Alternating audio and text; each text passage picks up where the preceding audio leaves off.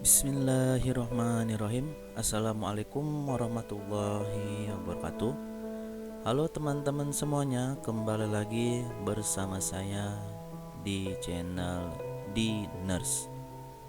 Pada kesempatan kali ini saya akan membahas tentang kesehatan, yaitu tentang apa yang terjadi ketika tubuh kita terlalu sering makan mie instan. Sebelumnya teman-teman bisa klik like, share, komen, and subscribe agar channel ini terus bermanfaat dan berkembang. Dan teman-teman bisa mendapatkan informasi kesehatan, keperawatan, dan informasi kesehatan lainnya. Baik, langsung saja kita mulai dengan tema terlalu makan mie instan. Apa sih yang terjadi pada tubuh kita? Siapa sih yang tidak tahu mie instan di zaman sekarang ini? Mie instan merupakan makanan yang sudah umum bagi penduduk tanah air, khususnya di kalangan anak muda, karena harganya memang relatif murah dan mudah untuk dimasak. Setiap bulan, sebagian besar dari kita pasti ada yang menyetok mie instan untuk makanan darurat apabila sedang tidak ada makanan di rumah, atau malas untuk memasak dan mie instan menjadi makanan lokal Indonesia ketika sedang berada jauh dari tanah air ataupun sedang pergi berlibur ke luar negeri.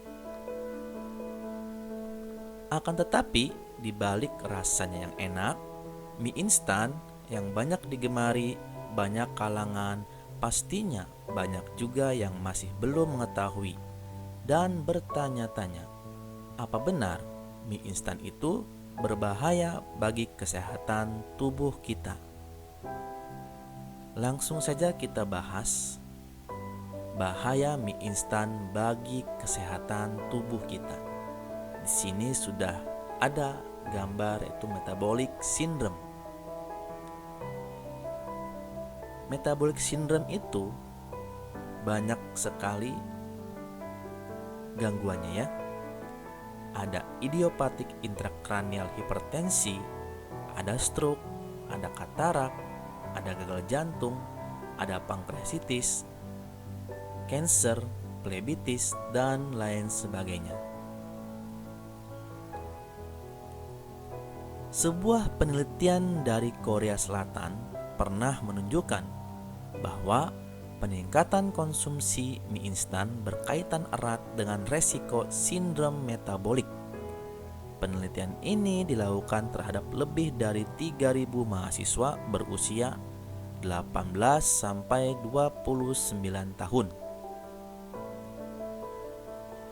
Dan hasilnya terlihat bahwa peserta yang makan mie instan sebanyak 3 kali atau lebih dalam 1 minggu memiliki tekanan darah dan glukosa darah lebih tinggi dibandingkan peserta yang hanya makan mie instan sekali dalam sebulan.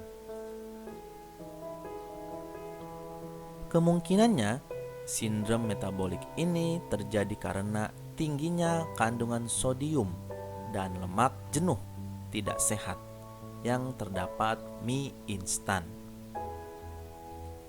Yang kedua adalah diabetes.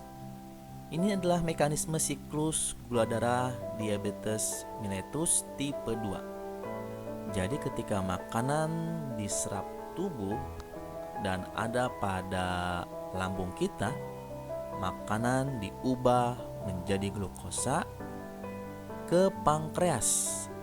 Pankreas ini memproduksi insulin sebagai kunci glukosa menuju sel tubuh. Setelah itu, barulah ke liver atau hati. Hatilah yang melepaskan glukosa simpanan dan lambat untuk menyerap glukosa. Akhirnya, pada sel tubuh tidak dapat menerima glukosa sebagai sumber energi. Itulah mekanisme siklus gula darah DM tipe 2. Mie instan terbuat dari maida. Maida merupakan olahan tepung terigu yang telah mengalami proses penggilingan, penghalusan, dan pemutihan. Maida yang terkandung pada mie instan hanya bahan tambahan yang tidak memiliki kandungan nutrisi apapun selain kaya rasa. Selain itu, maida juga memiliki kandungan gula yang tinggi, sehingga konsumsi maida dapat meningkatkan gula darah Anda. Saat mengkonsumsi maida, pankreas akan melepaskan insulin dengan segera untuk mencernanya, yang seharusnya membutuhkan waktu lebih lama. Kondisi ini dapat memicu pembengkakan hingga berpotensi terkena penyakit diabetes tipe 2. Dan yang ketiga adalah meningkatnya resiko penyakit liver atau penyakit hati. Ini adalah hati yang normal dan ini hati yang tidak normal. Makanan yang melalui proses pengolahan panjang seperti mie instan mengandung pengawet dan zat adiktif yang bila dikonsumsi terlalu banyak akan menekan kerja organ hati ataupun liver karena sulit diuraikan. Bila terus dibiarkan, organ hati bisa kewalahan, lalu menimbun lemak berlebih dalam selnya sendiri. Akibatnya, lemak menumpuk akan menimbulkan kerusakan pada hati. Fungsi hati pun jadi terganggu dan dapat menyebabkan retensi air serta pembengkakan di hati atau di liver. Yang keempat adalah obesitas. Tak hanya penyakit sindrom metabolik, terlalu banyak mengkonsumsi mie instan juga dapat berujung pada kondisi obesitas. Perlu Anda ketahui, satu bungkus mie instan rata-rata mengandung 14 gram lemak jenuh. Angka ini sudah memakan sekitar 40% dari kebutuhan harian Anda. Selain itu, mie instan juga memiliki kalori yang tinggi. Meski mengenyangkan, nilai gizi yang masuk dalam tubuh hanyalah sedikit dan tak sebanding dengan kalorinya. Yang kelima adalah beresiko menimbulkan gangguan pencernaan. Ini adalah gambaran dari kita makan mie dalam tubuh dan prosesnya itu ketika kita makan mie instan. Di sini adalah lambung kita nih teman-teman, ya. Ini proses untuk mengolah mie dalam lambung dan ini setelah memproses 20 menit. Terlihat bagian di sini ada warna hitam ataupun tidak bagus. Tetapi kalau tidak memakan mie, makan biasa saja, keadaan pun berubah, ya. Jadi ketika setelah diproses dan lambung pun masih bagus setelah 2 jam.